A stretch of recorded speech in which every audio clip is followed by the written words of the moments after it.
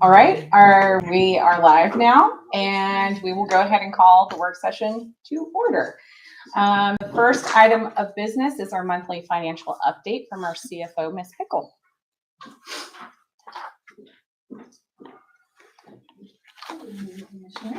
Hello. As you can see on the top of the page, we're at 66.67% of the budget year. So we should be around that. That's what you can expect.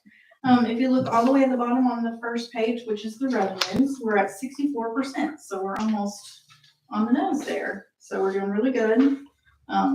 No jumps and no dips. So as expected. On the second page, about midway down for the general fund expenditures, we're at 65%, which is just a little bit under, which is good. It's better to be under for expenses than it is for revenues. Everything else is performing as expected. Some of the revenues are a little bit high, it looks like on the drug fund, and everything else is a little bit elevated, but right on target. So it looks good. We don't have anything unexpected. So no surprises. Everything is going. Do you have any questions? You said there's no dips or, influxes. So would you say we're just kind of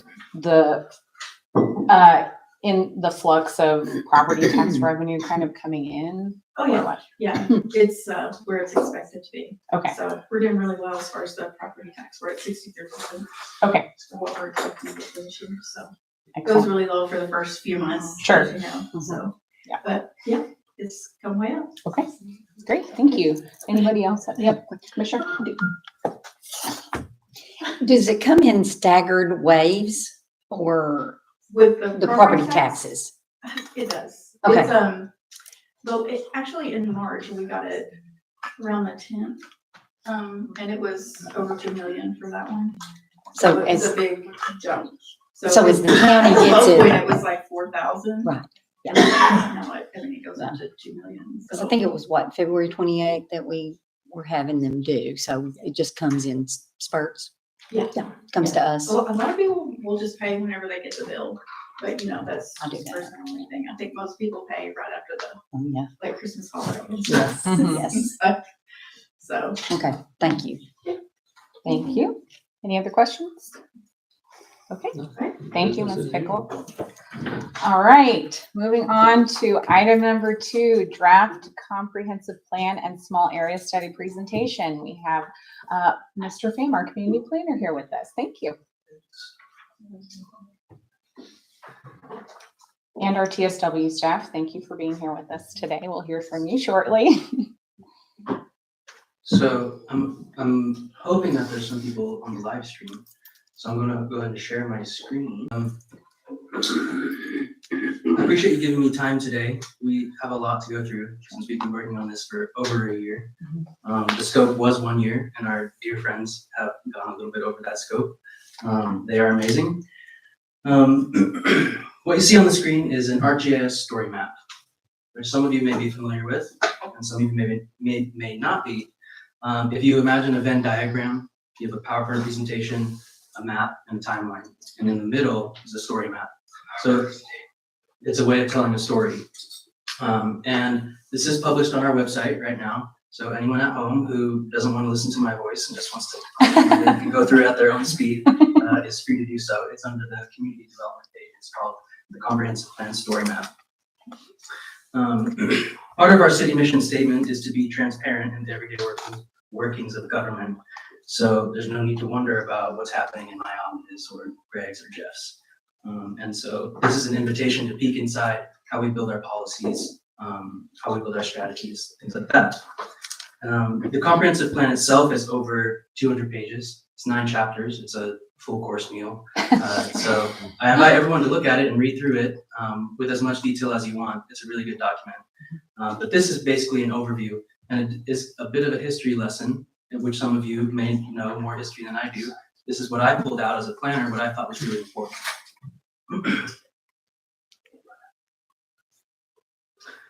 So to start, community development.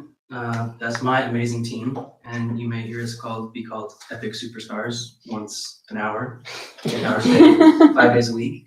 And it's true. It's entirely true. We have a great team, and we've had some really awesome help from TSW, Beverly and Bird, and everyone in the Atlanta office to build this plan.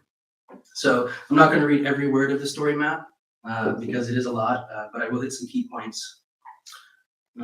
Our mission in community development is to develop strategies that enhance economic opportunity, build strong neighborhoods, promote public engagement, and use a dynamic framework for quality growth and development in Red Bank. The best tool that we have is a comprehensive plan. As of right now, we have the 2035 plan, which was adopted in 2015, and is primarily a land use map and a zoning code. If you think of a comprehensive plan like a constitution, it's kind of like an elaborated vision of the future. I hope that these 4 questions have been drilled into your brain over the last year. We've presented them at every single event. We usually have a board that shows them. And this really is the skeleton of how we pursue planning. How far have we come? Where are we now? Where do we want to go? And how will we get there? So how far have we come? We start with a history. We could say 1955, but for planners, I like to start at the very first visioning document, which was in 2003. And that was called the Focus on the Future Strategic Agenda. And they did a great job of laying out each step in their timeline. They had a council or a steering committee that they started with. And ostensibly, they had a community input meeting October 21st through 28th. We don't know how many days that was or what exactly was the feedback from that, but they marked it as an important date on their timeline. If anybody wants to dive into that, you can click on the link there. It's on our website under community development. I keep it by my bedside. A couple highlights. You'll see a lot of familiar themes to today, I would say. So if we take that as a lesson, maybe we should be a little more courageous and try new things if we see the same comments from 2003. And we think those are really important comments because some of those people are still here today and regular contributors to our community. So I'll just point out some good ones. Attract new restaurants. Thanks.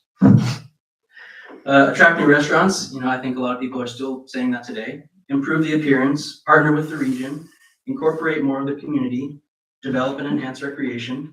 We're certainly taking steps on all of those.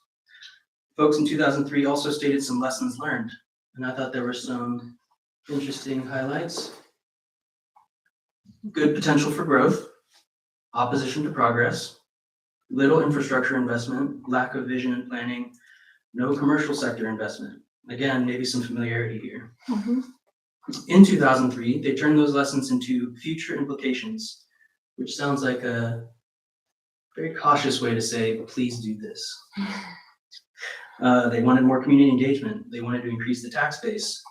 They wanted to rebrand, and they wanted us to be flexible to change.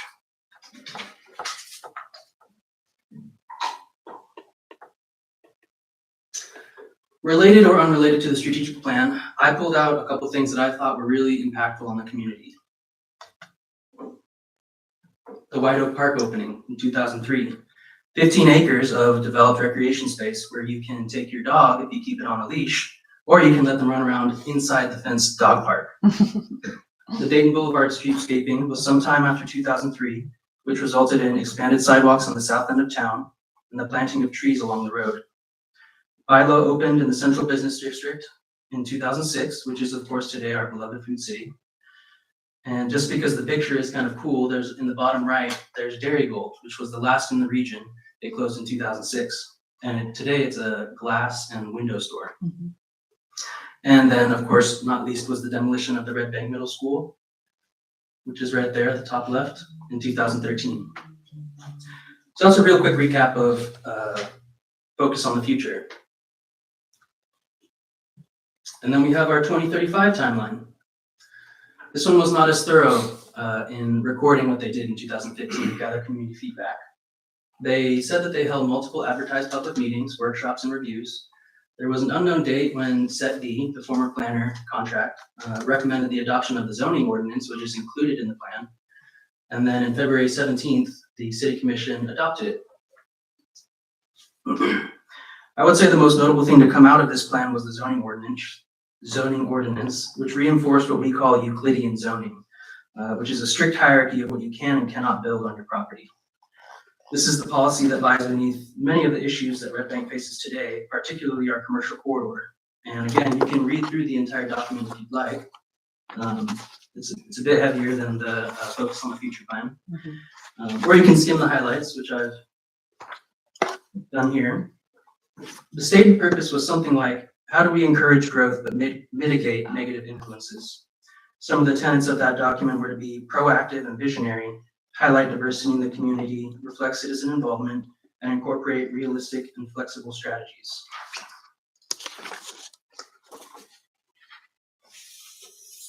Again, some of the big impacts were the zoning map.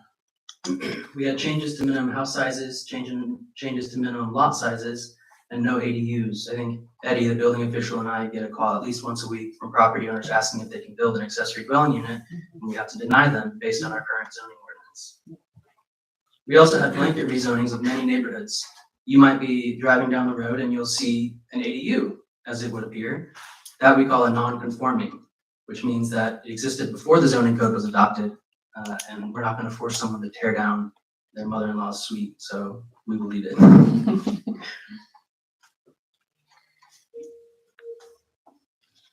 They also established what we call a central business district, and zoning regulations further constrain the commercial development.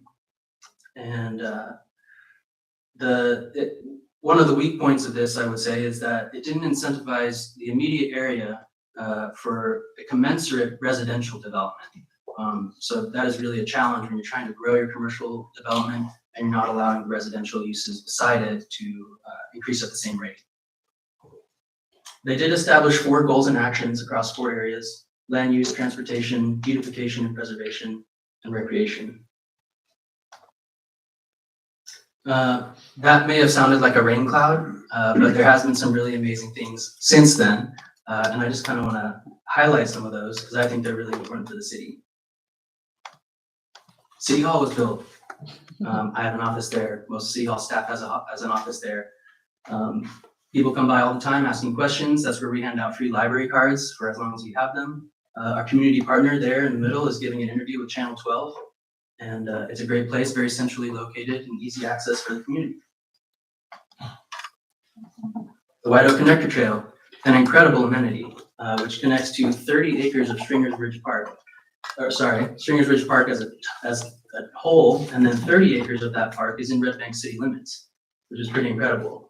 On this day, it looks like local partners, TPL, I think was the primary lead on that project. They celebrated the opening, and I think today it's one of the most visited amenities in Hamilton County. The pickleball courts, we are constantly being told how much people appreciate the pickleball courts and if we can expand them. So thank you to the 2020 City Commission and the Public Works team for having that come into fruition. And probably the highlight of the city, I think, is just the community spirit. We have an outstanding Public Works team, an incredible emergency services team, food truck Fridays, jubilees, Christmas festivals, cleanups. It seems like unending fun. And so the future is really bright based on just the last 10 years.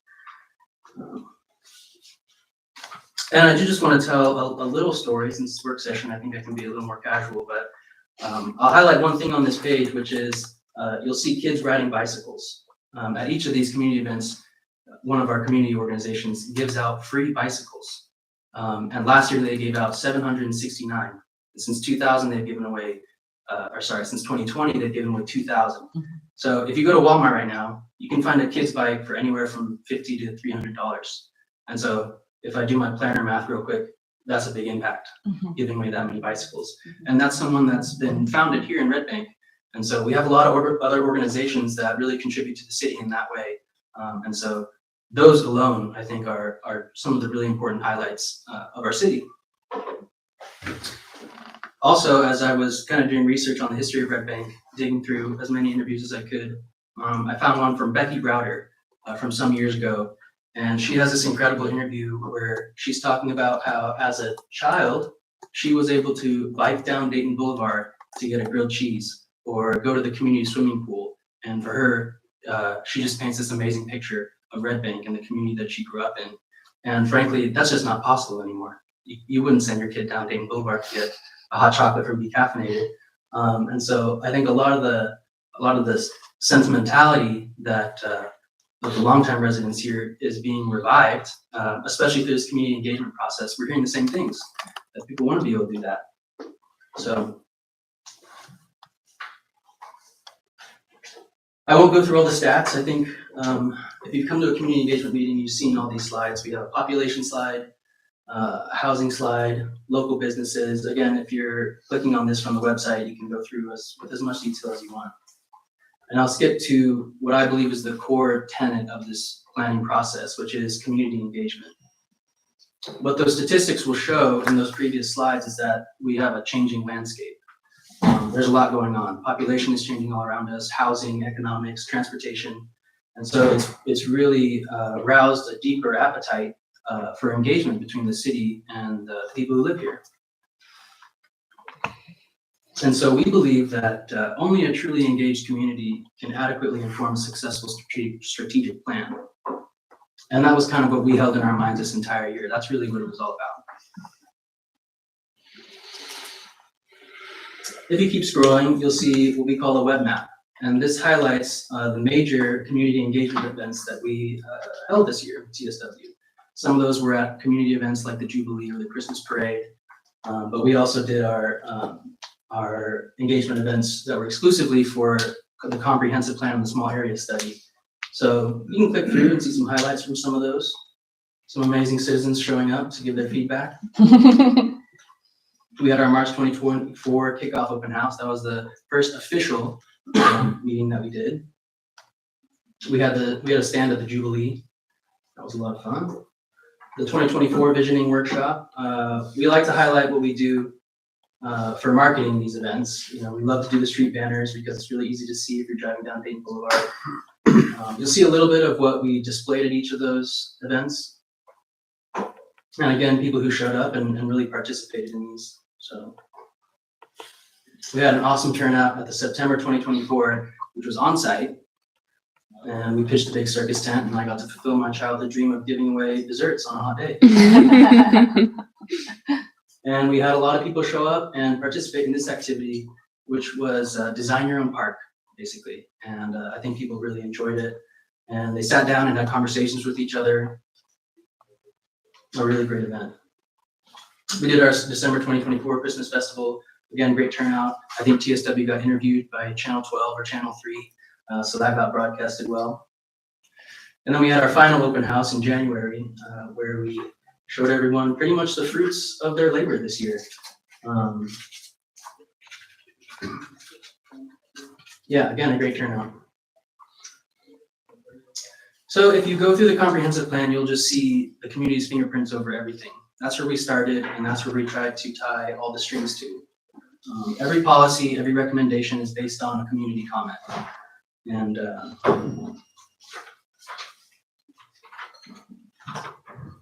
trying to stick with my notes. So I'd like to just give a really brief overview of how the plan works, or the question, how will we get there? The planning process takes the community engagement results and defines the needs, opportunities, goals, and objectives to create a strategic roadmap. Each of these components is housed under an element that includes recommendations for achieving these goals. And then the final chapter is an implementation matrix. And this is what staff will use in order to prioritize, find funding mechanisms for achieving any of these projects that people have mentioned at our meetings. And this is the basic structure. We have those 5 elements. I will say that our Parks, Recreation, and Open Space is really reliant on the Parks and Rec Master Plan that Jeffrey Gravy led with Kim Horn. And so that's available on the website. So I'll refer to that if you want some really specific details about those projects. We take all those elements and we condense them and define them by looking at the existing conditions. We see what are the needs and opportunities. We clarify some goals and objectives. We craft a vision, and then we make a recommendation. And the implementation piece of that is that we have to give every project a priority. And then once we do that, we can do feasibility studies. And once we do that, we find the money for it. Here's an example. This is probably the most repeated comment that we got at any of these engagements. How can I travel safely down Dayton Boulevard? So if you saw this card at any of the events, you might have seen this comment. We take that and put it into an element to mobility, and then we define it. Well, right now we have incomplete sidewalks, high-speed traffic. What we want is safer pathways. We have an opportunity to celebrate that small town connected feel, and we want more connectivity. The goals and objectives: calm traffic, beautify the streets, and provide alternative transportation. The vision is a capacity appropriate Dayton Boulevard. It's no longer a state highway, and we should treat it as such. We could have expanded sidewalks, and we could densify development at the key city nodes.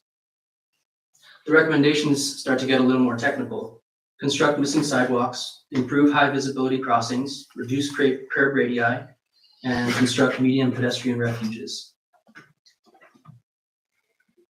Once we've defined it, we can put it into our implementation matrix, which has an approximate timeline, a department lead, public works or community development, an estimated cost, and then a potential funding source. This is the big piece of the implementation plan. Our capital improvements planning projects. Everything gets funneled into here. We are currently building a capital projects inventory where we'll house everything that we need to spend money on in terms of infrastructure or sidewalk construction. Everything from stormwater rehab to parks development is going to go in here. And I know you guys have cracked the can on debt service analysis with that presentation a couple weeks ago. That is really the next important step. And then a prioritization. You all will have to decide what we're going to do in the next several years. And then once we do that, we can do a phased development plan, which is when you start doing funding, design, and construction. Small area study. Who's ready to dive into this? We have no lack of opinions about this property. This is just a very small word cloud of things that we heard this year. So I'll start from the beginning. Our intention was to collect feedback. We wanted to have conversations. We wanted to provide examples of what those things could look like. We wanted to illustrate the concepts that were brought to us. And we wanted to document the process, which is where we are now. As a city commission, you can validate those opinions by accepting this plan. Did we do a good job of capturing the public opinion? Next, it'll go into the capital improvements plan. What can we do next on that site? We'll do a feasibility study, what's really possible there. And then we'll do a phased development plan.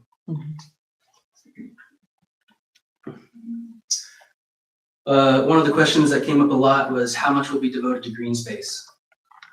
We did a very public and very lengthy public survey where we asked people several questions, and this was one of them. How much would you prefer to be devoted to open space? So mathematically, the average is 7.6 acres. And this here is just a graduated table of every response that we got. We got 850 of them for that response, for that question. Some fast facts just to clarify where we're at with this property. It's owned outright by the city of Red Bank, and there are no deed restrictions. There was, I think, a notion being passed around that it was required to be part of the land conversion agreement, which it is not. Jeffrey Graby, our Parks and Rec leader, is working very hard on the conversion compliance. Any technical or angry questions, I will humbly hide behind him for, which he is really working hard on it with our MTAS consultant. So, yeah, our comprehensive plan and small area study, that's the evidence of what we did this year. And so I would use that as the guide for future city investment. When you all are making your decisions for where we're going to invest, use this plan because it really is what your constituents are asking for. And also really important, I think, is just to record it for the future. Here's the illustrative vision that TSW prepared for us. Nothing is set in stone. So if you're worried about the number of parking spaces or whether there's a sidewalk to the north side plaza, fear not. I promise we will count the parking spaces when we do design development. Otherwise, I think it's a really good example of how we can take public opinions in a variety of different forms and then create an illustration from it. And that's really all I have for you. Just a big gratitude for everyone that showed up at all of our events. It was really incredible to see everyone come out and have conversations with each other and sit at the table. So I'll turn it over to Beverly, who's going to give some TSW insights. Thank you, Michael. That was awesome.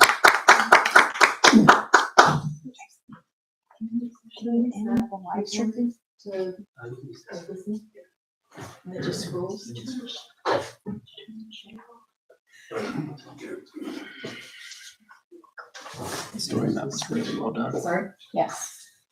We're struggling, sorry. Yeah, switching between programs.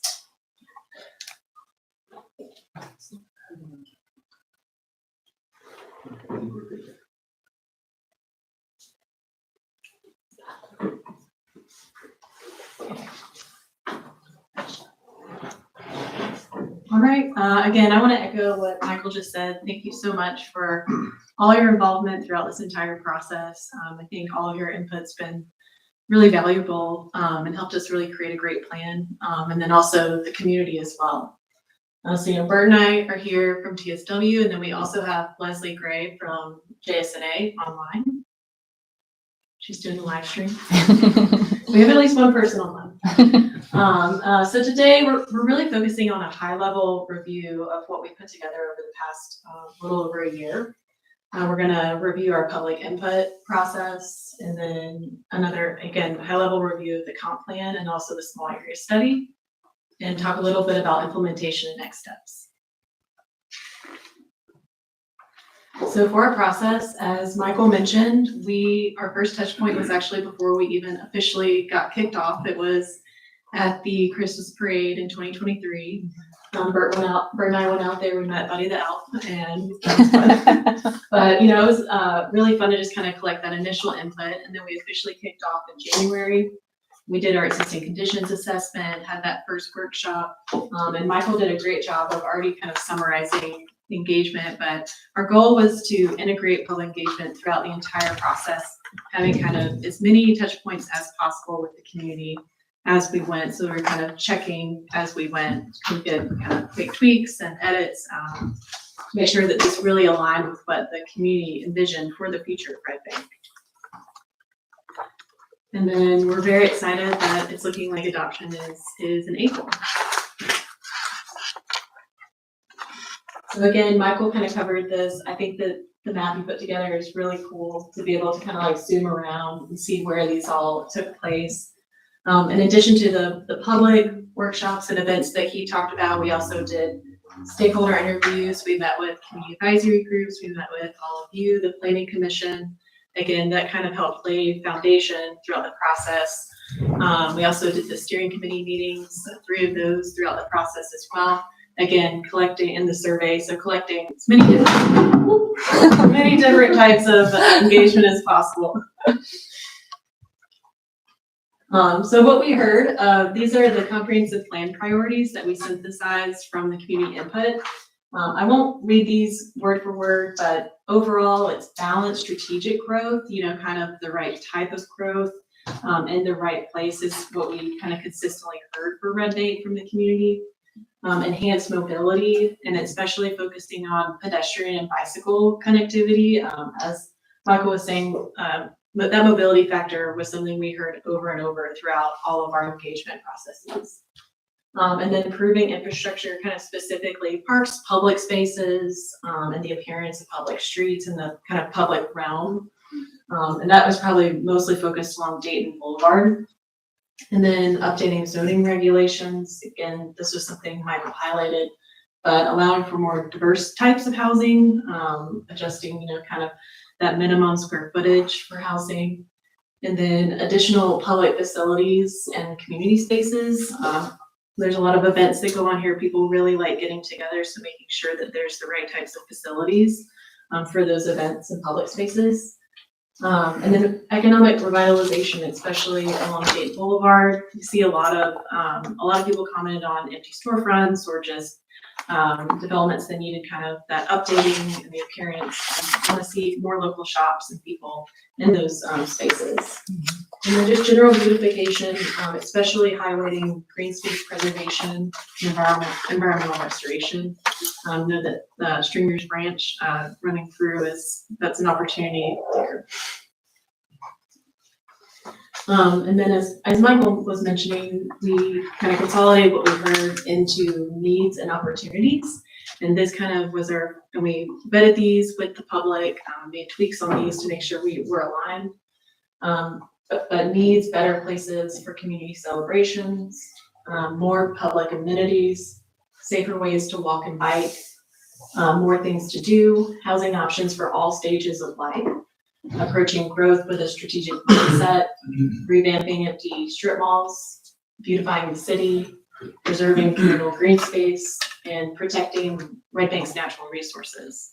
And then, so needs, that's kind of, what do they see? What is seen today that could be improved? Those gaps of improvement and opportunities is looking forward for the future. How are we what's the opportunity for improvement? So for the opportunities, celebrating Red Bank's small town feel, upgrading infrastructure for growth, connecting neighborhoods to destinations, exploring creative transit options, building a livable city by tailoring housing solutions, increasing civic spaces for public use, leveraging proximity to Chattanooga, supporting local businesses, expanding on Stringers Branch, and increasing access to the outdoors. So next we're going to give a brief highlight of the comprehensive plan. I think Michael did a great job of kind of talking through how those needs and opportunities led to the goals, and how that then led to our recommendations. These are our goals. You'll see kind of themes coming through. So generally enhancing community connections and fostering economic growth, quality redevelopment, especially along Dayton Boulevard, fostering local economy, supporting existing businesses and attracting new ones. Again, people really want to see those local businesses thrive. And then generating branding and marketing strategies. Red Bank is unique on its own, so celebrating the unique character. And then providing a range of housing types, improving those multimodal transportation networks, investing in parks and open space, promoting beautification throughout the city, and promoting a healthy environment. So next we're gonna kind of hit the key points of each of those plan elements in the comp plan. So to start is land use, and that's a big one with the comp plan. And this, as Michael was saying, this is the key document to help guide those land use decisions. So we have a few big ideas with our comp plan land use chapter. One of the biggest one is transforming Dayton Boulevard and Stringers Branch into a greenway. And then utilizing that to facilitate this mixed use corridor where you've got greenway oriented development based on 3 mixed use centers that are highly walkable. And then in between that, with lower scale commercial and residential spaces. And then kind of as we're focusing growth on Dayton, then that allows the single family neighborhoods to kind of remain that single family character, but also as possible, as much as possible, bringing infill redevelopment where it's appropriate. So what we did is we created this place types map, and we kind of closely aligned this to RBA's place types. However, we tweaked it. We kind of examined each one just to make sure that we were developing Red Bank specific subtypes.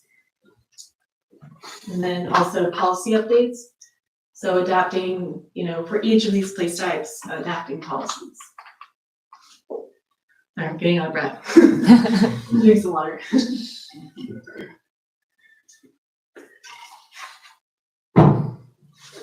So for land use, for each of the chapters, each place type designation is parcel specific.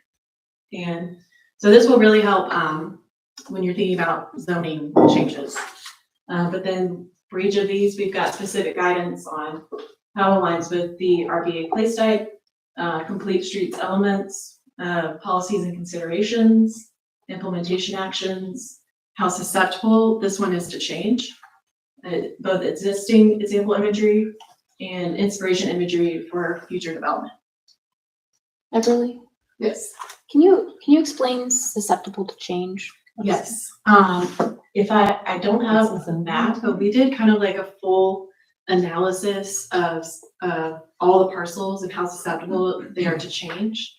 And there's a lot of different, it's in our existing conditions, but there's a lot of different factors, like value of land or the building, environmental constraints, I think maybe proximity to Dayton. Then we put it all into this matrix and analyze that. And we have kind of, I think it's low, medium, and high. So that's kind of like how likely is this parcel to be redeveloped? So with this, again, this kind of, we broke that down for each place type to help inform, again, like zoning recommendations. Thank you. Is that sorry, I don't want to derail you. Is that somewhat reflected in the Valley residential versus Ridge residential? Or is there a correlation there? There, let's see, I'm trying to remember. Mostly with those, it was kind of topography, lot size, and also our sewer capacity, whether it's sewer or septic. So it probably was a factor, but mixed in with a few other reasons as well. Okay.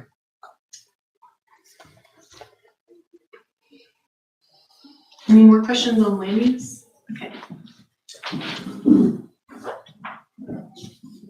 Okay. Just to hit a few of the mobility considerations in the plan. Enhanced connectivity really encompasses a lot of, things. It's expanding sidewalks, improving sidewalks, providing bike lanes and bike routes in the city, and crosswalks to link some of these divides between neighborhoods, between east and west, across Dayton Boulevard, but also citywide. The Dayton Boulevard improvements. So the beautiful thing about Dayton Boulevard is, well, the bad thing is it does kind of still feel and function like a highway. The great thing is if it can be transformed into a complete street, it can affect the entire city and really pull the city together, kind of stitch it together. So to make it a complete street for all users with bike lanes, sidewalks, and landscaping. And then safety and streetscape. So addressing high crash intersections with the traffic calming measures and just improving the pedestrian experience. So it's not just, a sidewalk is great, but a sidewalk with a buffer between it and the street, with street trees, things that make a walk safe, interesting, inviting, all those key things to a walkable city is really a focus. There we go.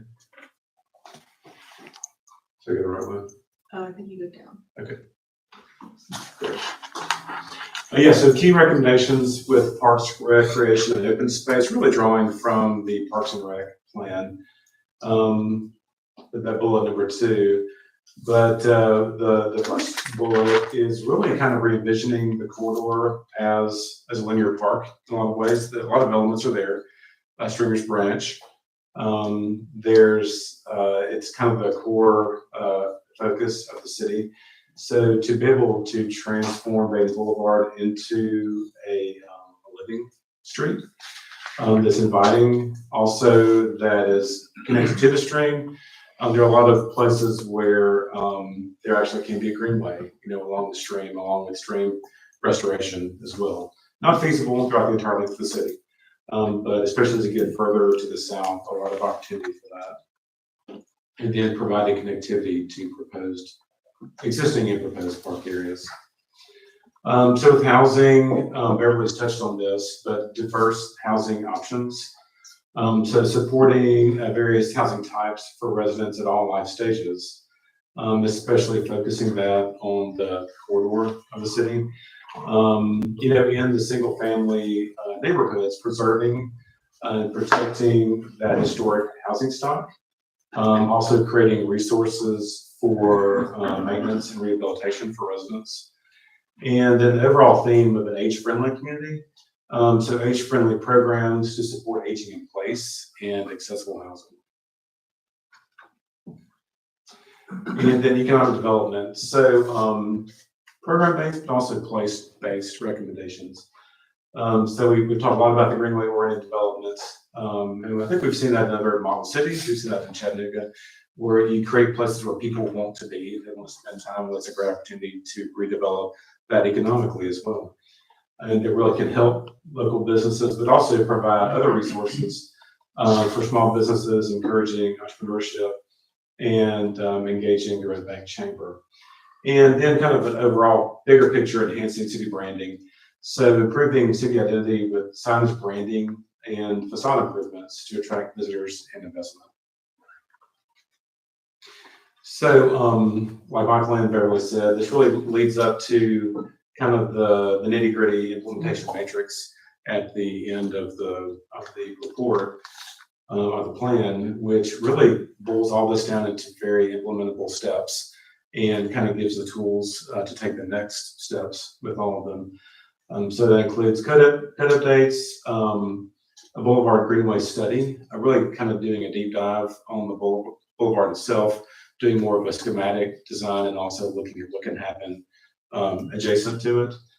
And the small area site redevelopment, which is coming next. I'm going to pass that back off to Beverly on that one. But yeah, definitely spend time in the implementation matrix.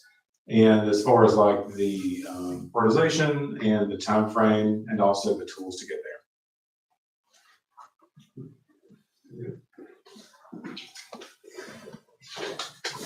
All right, small area study. So again, Michael kind of hit on these, but I wanted to first just talk about the intent of the small area study. So our scope was to develop kind of a clear vision for the site, focusing on what uses and what programmatic elements are most suitable by the site based on community input. So a critical piece of this was really the process. So the process of engaging with the community and figuring out what sounded right to them, what they envisioned for the future of the site, and gathering as much input as possible, as diverse as many of, which was fairly easy to figure out. There's a lot of diverse opinions about this, but overall kind of consolidate a compromise of what are the highest priorities from the community for the site, and then outline actionable next steps to implement. And then go through the next steps for the planning and design processes. So what we heard, again, we did a lot of different really fun engagements with this. I really loved the workshop. But what we heard throughout that process was emphasizing public engagement and participation. So that's not just in this process, but we would also say emphasizing in future planning and design, which I'm sure y'all will, but that will be critical as you move forward. And then focusing on open space. So as we kind of saw from the survey, there's a higher balance, a higher preference for open space for the site. And then fostering future development that supports the vision. So if there's future development on the site, making sure that it's intentional and supporting the community's overall vision. And people really see this as a central gathering space for the whole community, kind of a hub for people to come together, to have events, to recreate, to be outside, kind of really make those community connections. And then beyond that, people really like to move in Red Bank, so see the opportunities, expanding connectivity and trails. And then again, people like that it's an open green space, so kind of emphasizing ecological restoration moving forward. So this is the overall vision. I'll hit kind of the key points of this. I know y'all have seen this a couple times, but again, emphasizing open space and trails. So we've integrated both hardscape trails and then also softscape trails, and having both open lawn areas and then also more natural areas. And then kind of facilitating this so that it has kind of a range of options for events. So having a amphitheater that could have different events, but also having large pavilions, small pavilions, and again, those open lawns. So they really kind of, there's a variety of different events that could go on in this space. People really want to see that.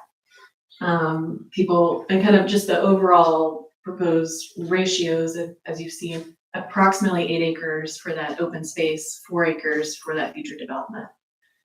People prefer civic, local, small boutique restaurant, retail, and education for those future land uses. And then also opportunities for recreation in the open space, such as fountain or splash pad, play area, bouldering exercise area, general garden area, and then food truck area that kind of facilitates, again, some of the events that are already going on. Any general questions about this so far? Where's the ditch that runs right through the middle of it? There is a low point back here.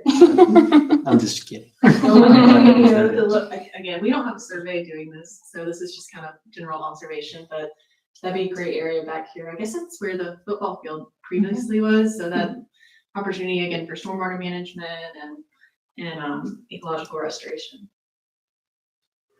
So these are the images we shared throughout the process that people said they liked. So this is kind of a good starting point as you move forward in the planning and design process. But yeah, the next big piece is what are the next steps? And so we see it as the most critical piece is the first of doing a feasibility analysis of public versus private ownership, of figuring out what the right scenario is for Red Bank. We, at the scope of this study, we didn't have there was a lot of unknowns. And so I think digging into kind of the finances, the budgets, what's possible, that would be a great next step. And then kind of going in and continuing exploring partnerships for this space. And then once you've kind of developed that right ratio, then doing a detailed master plan. So again, this is a very high level study that really kind of just captures what the community wants. By getting a survey done and doing a detailed master plan, that would really help dig into those next details. And then you could also through that start to develop a construction budget and then figure out phasing. And then once you figure out those, you can start to figure out based on what is feasible for the city to fund versus applying for grants and seeking funding partnerships. And then once all that's figured out, and again, this can go faster than this. It all kind of depends on, what's possible, of doing a detailed design through construction documents and applying for permitting, releasing the project for bid or contracts, and eventually breaking ground. So overall, the cost estimate that we put together, again, this is very high level. We didn't go through, I think in detailed design, you would really kind of flesh out like, what type of pavilion are we doing, but based on this high level analysis, we're looking at just under $9 million for the full 8 acres, approximate. I do appreciate that y'all already attempted to work in inflation. Yes. For when this might actually go into construction. That's right.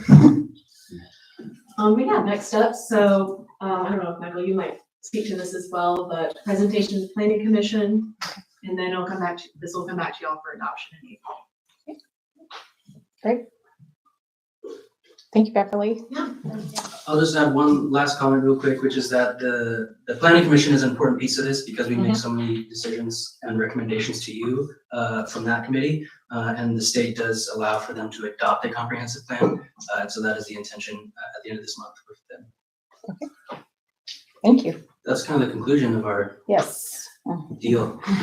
We are past the time where we should have stopped for citizen comments, but I would just really quick ask if anybody has any urgent questions they need to ask of Beverly or Bert or Michael while they're here.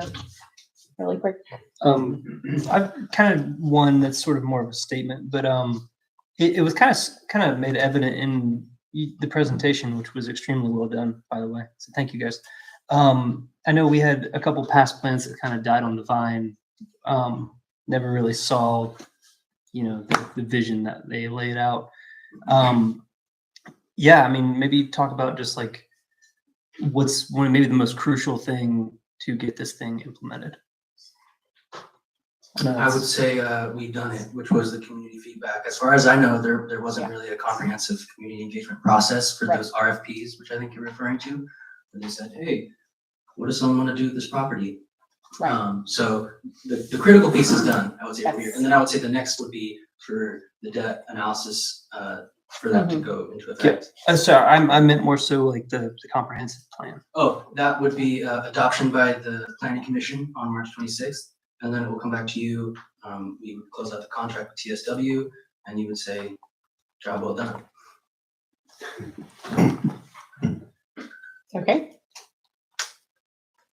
Any other questions? Okay. All right. Thank you, Michael. Thank you, Beverly. Thank you, Bert, so much for being here today. And Ms. Gray, who was online, I think. So I think we will now have to table everything else on the agenda and move to citizen comments on items on the work session agenda. Mr. Granum? Thank you, Mayor. This is the time for citizen comments. Please observe these rules. Comments are limited to 2 minutes here in work session or less, and the city recorder will operate a timer. Please respect her direction and conclude any comments if time expires. Comments should be addressed to the board as a whole and not to a particular commissioner, the city staff, or the audience. The commission is here to listen, not to respond or engage in back and forth, so please do not expect a reply during citizen comment. At this time, citizens are invited to the podium. Please begin by stating your name and address.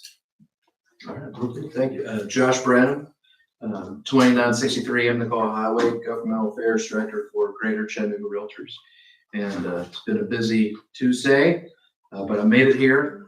So it's wonderful to be with you all. I have housing statistics for you all, and I'll give you a copy too. I tried to email them some last time and I forgot to attach the attachment. You hate to see it. So for February, just real quick, the median sales price. Well, actually, I'll start with the closed sales. So there were 7 transactions for February. So like I mentioned last month, it kind of throws the numbers off a little bit. But I do want to focus in the association world. We kind of speak in acronyms and just kind of take things for granted that everybody knows what we're talking about. But I'll pass these around when I'm finished. But days on market, it's a useful statistic for people. So days on market measures the amount of time that it takes on average for a property to go to be listed and then to go under contract. And in 2020 and 2021, that was, it could have been 5 days, 6 days. Now things have stabilized in the real estate market. So now it's a more normal 52 days. Counterparts in Nashville, we're seeing those in the 3 and 4s back in those days. So, but I want to give you all this data too. Very excited about this land use study. Michael, will you send me a copy of that too? It's all available on our website. Awesome. Hey, love to see it. Thank you. You mind if I hand those to you? Yes. Oh, Thank you, you. Josh. Thank you so much. Thank you. Thank you so much. Thank you, sir. Clifford McKay, 2618 Berkeley. Okay, I'm all for bicycle and walking safety and also connectivity and enjoyment. But I want to urge the commission and all the planning involved to avoid the mistakes of Fraser Avenue. You want to make it more friendly, and they did on Fraser Avenue, and they've made it a mess. And if you've been through there, you understand what kind of mess it is. And I hate it, and I try to avoid that.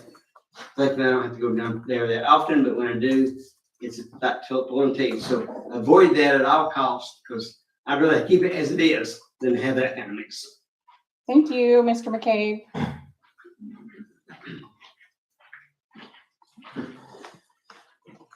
Any other citizen comments? All right, if not, we'll move on to the final item of business. Any other business? Any of the commissioners have anything to discuss? I did have somebody ask me about, and this may be with Mr. Tate, is there a paving schedule? I don't know if this is the right time to ask it or wait, but is there a paving schedule? Road paving schedule? There is not one currently, Okay, but we're working on it. working on one. Okay, thank you. Any other business? If not, we'll go ahead and adjourn the work session and we'll come back at 6 o'clock for our regular meeting.